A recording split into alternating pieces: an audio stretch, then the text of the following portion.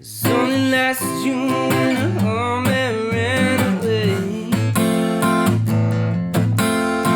She couldn't stop crying 'cause she thought he was going to stay. 10:35 on a lonely Friday night, sitting by the bar, she was looking alright. Asked her if she wanted to dance, and she said that all she wanted was a good man. Wanted to know if I thought I was qualified. I said, don't waste your time. I know your soul, your mind. Wouldn't be satisfied with the one night stand. But I can never take the place of your man.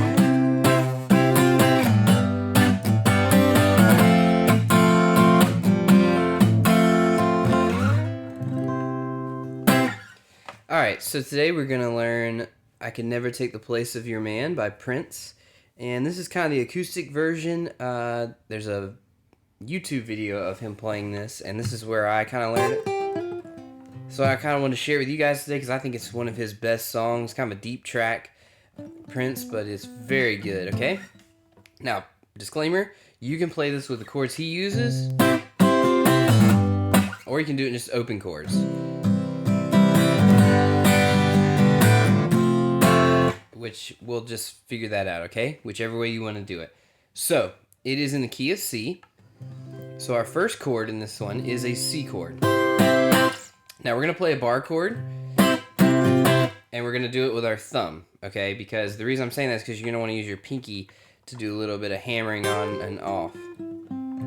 So what you want to do is your first thing you're going to do is use your pointer finger to get the B and the high E string of the 8th fret. So you're going to bar that with your pointer finger there. Then you are going to use your middle finger. It's going to go on the 9th fret of the G string. And then your ring finger is going to go on the 10th fret of the D string. You're not going to play anything on the A string. And then you're going to wrap your thumb, and this is where it gets a little difficult, all the way to the low E string on the 8th fret. And that's going to be your C note. Okay, so the strum pattern goes like this.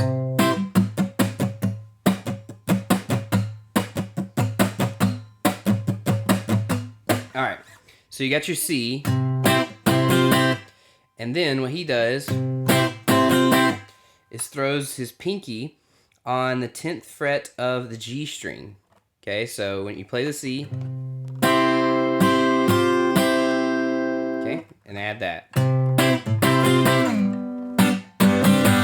Alright, and then you're going to do the same thing all the way up to a G, which is the same shape, but you're going to move it up to the 3rd fret. So that would be using your pointer finger to bar the B and the high E of the 3rd fret. Your middle finger is going to be on the 4th fret of the G string, and then your ring finger is going to be the 5th fret of the D string, and then wrap that thumb around to grab the low E string on the 3rd fret for your G note. Same thing with the pinky. Your pinky is going to be hammering on or just kind of alternating on the 5th fret of the G string. Now, then after that you're going to go to an F chord, right? So you're probably seeing you could do open C to open G to an F chord, right? The F chord would really just be your only bar chord if you're not wanting to do these. But either way, you're going to go to an F chord. Now, we're going to use the same shape that we've been using. We're just going to slide it to the 1st fret, which means, just really quickly, you're going to use your pointer finger to bar the B and the E string, high E string of the 1st fret. Then you're going to use your middle finger on the 2nd fret of the G string, and then your ring finger on the 3rd fret of the D string. And then you're going to wrap your thumb all the way around to that 1st fret of the low E, which is an F note. Okay, now the embellishment on this one is not with your pinky, actually. It's going to be, you're going to take that thumb off of the F note of the first fret, and you're just gonna play an open E.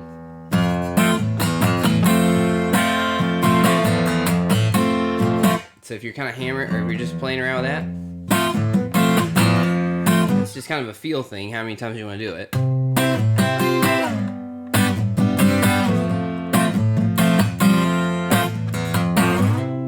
The other embellishment you can do on the F is to just take your middle finger off.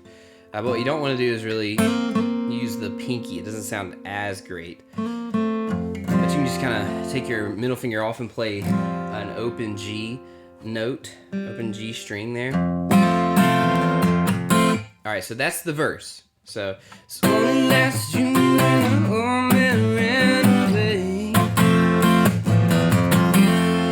all right, then we go into the pre-chorus. Now the pre-chorus is the exact same chords. It's a C, G, and F.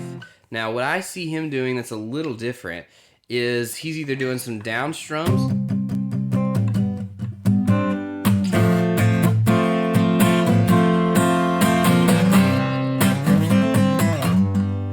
and what that would be is instead of going all the way to your C up here, it's just a power chord C. Okay, and what that would be is you're gonna do your pointer finger is gonna be on the 3rd fret of the A string, and then your ring finger is gonna stretch to the 5th fret of the D, and then your pinky is gonna be on the 5th fret of the G string. So it look like this. So it'd be I asked her if she wanted to dance, and she said that all she wanted was a good man wanted to know. So you can do that, or you can keep kind of the same strum pattern if you wanted to. You really don't have to change it much, but when he listened to it, either the live acoustic version or the electric version, he does do kind of down strum, just down strums and power drive, right? Now, if you wanted to, you could throw a little Hendrix in there too, which would be when you're playing that power chord C, you slide your pointer finger, you kind of just bar the the A, D, and G of the 5th fret, and then do the Hendrix, which is while you're playing that barred, you use your ring finger to do the 7th fret of the A and the 7th fret of the D, and you kind of just go back and forth between those. So, all right, so now that's 2 parts. Last part is the chorus. So it starts with an F. Now, the F, we already know. This chord is kind of cool, right? So you think it would be a G, but actually it's going to be that same G chord we learned that we read around. Now, all you have to do is just take your thumb off and play an open E chord. Now, you don't want to play the A chord, the A note. It sounds a little weird, right? So you just want to do an open E note, rather. And then what's important is to use your pinky to grab the 5th fret of the high E. Go back to the F, and then back to this, like an E minor chord. So you can do that twice. And I said, don't waste your time. That's the F. I know what's on your mind. So really 4 times, actually. All right, and then go back to the F. Maybe satisfied. Now what you're doing there is an F minor. Now, the easiest way to do this would be using a bar chord. Because, so an F bar chord is you're barring the entire 1st fret, and then your ring finger goes on the 3rd fret of the A, your pinky finger goes on the 3rd fret of the D, and your middle finger goes on the 2nd fret of the G. And then all you would do is take your middle finger off. That's all you have to do to make an F minor. With a one night. So then you go into an E minor, which is just everything open except for 2nd fret of the A and 2nd fret of the D. One night stand. And then you're going to a D9 chord after that. So a D9 chord is middle finger on the 5th fret of the A, pointer finger on the 4th fret of the D, your ring finger on the 5th fret of the G, and then your pinky finger on the 5th fret of the B. So to do that again, you go, be satisfied. Ooh,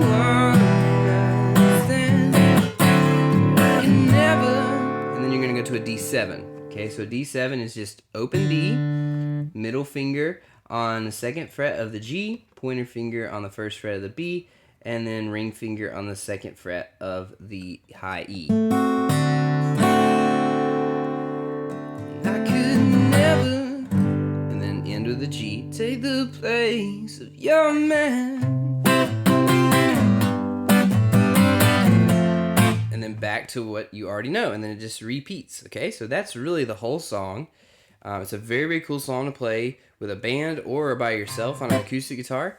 So I hope this is helpful, and I would definitely recommend checking out the Prince version on YouTube, where it's just him and a purple acoustic guitar. I want to say it's like Webster Hall, but I could be wrong on the place, but it's very, very good.